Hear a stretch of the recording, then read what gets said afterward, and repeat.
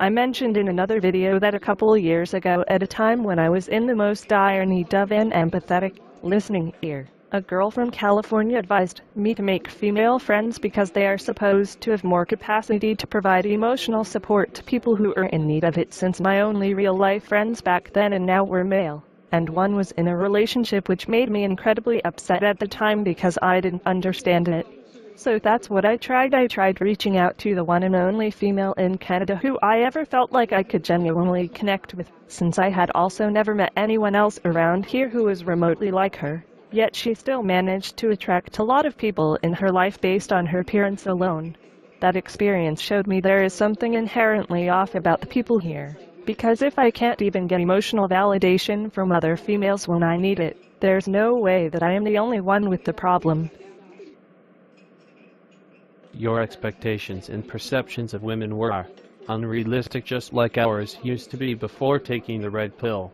You took poor advice based on the faulty premise that women are more empathetic and would provide you their competition with emotional support. Your mistake was expecting an act of altruism from women where there's none to be found. Anecdotally speaking, a man is far more likely to be a sympathetic ear and will even try to offer solutions to help you. Sooner or later, men who get emotional support from a woman come to realize that there are always strings attached. She expects to get something out of it. What possible reason would another woman have to offer you emotional support? What could you possibly give her in exchange that she could get more easily from someone else, say a man, who would give her emotional support for free? You're right that you're not the only one with this problem, because it's not a matter unique to this country. It ultimately comes down to sexual dynamics, which is universal, as well as the difference between the way men and women are socialized. Your problem isn't that you can't get emotional validation from other people. Your problem is your need for external validation in the first place. Externalizing blame for something you need to fix about yourself is counterproductive. Well, the girl in question was a pretty unusual character. Firstly, I always sensed she was living in a world that she didn't necessarily belong in, and I think it may have driven her up the wall internally. But she chose to go along with the crowd anyway because her priorities were fairly messed up. At the time when I contacted her during the summer a couple of years back, I knew she had a window of opportunity to meet with me because she had gotten off from both school and work, and I knew that classes weren't going to start again for another 2 weeks. I thought perhaps she could have used this window for the benefit of someone in need for a change. I recalled she had told me about a friend of hers who committed suicide in her hometown around the time when we first met, and that somehow made me believe she would take people suffering with major depression more seriously as a result. Since I had previously only ever been able to meet her through random public encounters, which, believe me, used to happen constantly. Of course, it turned out she wouldn't go out of her way to meet with me intentionally, but it just happened that I ran into her again by chance at the start of the school term, and that was, of course, the only time I was given a chance. But I knew she would find out that it was a mistake to dismiss the only person she could genuinely connect with. I couldn't understand how she could be content and surround herself with people who didn't genuinely care for her as a person, who weren't on anywhere near the same frequency or wavelength. Because I have personally tried spending time around people that I couldn't genuinely connect with, and it made me feel even worse about myself. Another thing about her is I guess she doesn't even understand how to initiate social encounters by herself because she has never actually needed to do it. Everyone else was willing to do it for her. So why should she ever have to go out of her way to contact anyone? That shows men and women around here are equally shallow when it comes to friendships, in that they will go out of their way to spend time around and accommodate women who they find very physically appealing. While it seems physically attractive women are more ostracized by women in other places because they are seen as competition, like you said. Even after all the social obligations and contacts that it seems she was always preoccupied with, it didn't help her get any further in life because the last I heard from her, she was still busy trying to look for full-time work after she had stuck to working at the same market research call center a lot longer than I thought she would, which baffled me considering there's no reason anyone with that many contacts shouldn't at least be able to find something through networking. As I suspected, those so-called friends were probably nowhere near as close as I am with my real-life friends and only used her for what they thought they could get before abandoning her. Of course, it didn't help that she was also focused on studying in a scientific field that wasn't specialized, needlessly putting herself into debt when she would probably have an easier time getting employed by taking something like accounting or nursing. In spite of her own struggles, she encouraged me to pursue my own education without even realizing I had given up on it while I was still ahead, which I think would have been a wise thing to do in her case.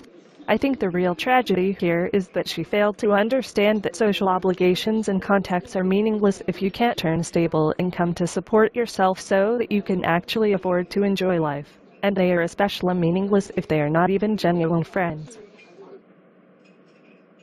I couldn't understand how she could be content and surround herself with people who didn't genuinely care for her as a person. She will realize when her looks fade, as most women do. It's called hitting the wall.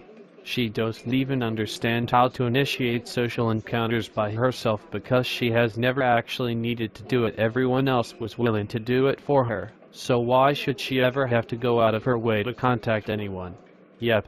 That shows men and women around here are equally shallow when it comes to friendships, in that they will go out of their way to spend time around and accommodate women who they find very physically appealing. Yes, but it's not limited to here. It is the basis for all hetero-male-female interactions, which accounts for the overwhelming majority of the human species. Society attempts to obfuscate this truth as best it can because it's in society's best interest, not the individual's. Even after all the social obligations and contacts that it seems she was always preoccupied with, it didn't help her get any further in life because the last I heard from her, she was still busy trying to look for full-time work, assuming she wants full-time work and isn't having her lifestyle subsidized by men. This is one of the reasons why women turn to feminism for retribution. They go from being constantly pandered/catered to, which naturally they feel entitled to all of a sudden people not wanting to give them the time of day and think that this wrong must be corrected.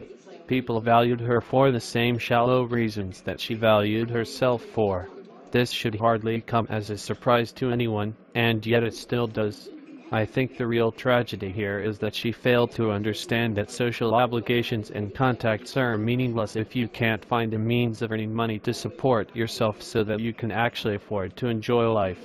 And they are especially meaningless if they are not even genuine friends. Thanks to sexual dynamics, men don't have this problem. We learn super early on that our only choice is to support ourselves. Everything else you're saying are things that I realized in high school.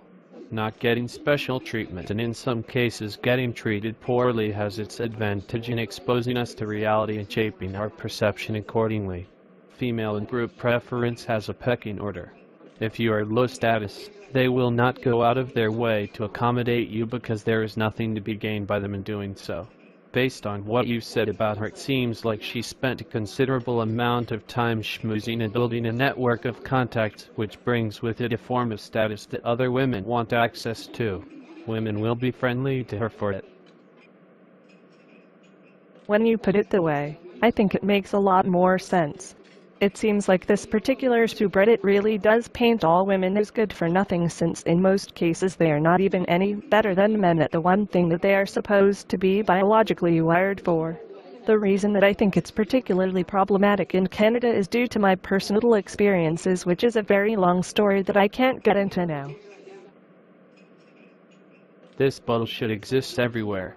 What is different about our country is that all of the bullshit is out in the open and people don't even try to hide it. That can be off-putting, and I can see how you might see that as problematic from a female perspective, but from a male point of view it's a blessing. It allows more men to more easily see the bullet and dodge it.